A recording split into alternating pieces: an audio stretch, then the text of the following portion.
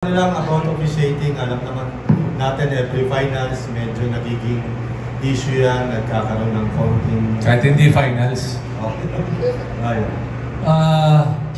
Nagsimula kami 20 referees. Pagdating ng quarterfinals, nag-16 kami.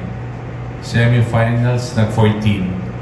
Baka dito, mga 8 to 10 referees na lang.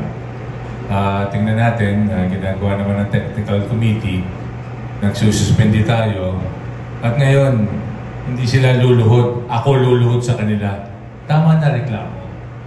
Hindi, biro lang. Coach, I love you. Yun lang.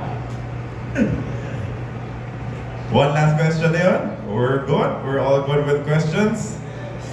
And I think that will be the end. But before we officially end our press conference, just an invitation from PBA Commissioner Willie Marcial na suportahan ng lahat ng PBA fans sa paparating na Commissioner's Cup Finals. Just an invitation ko sa lahat ng fans na.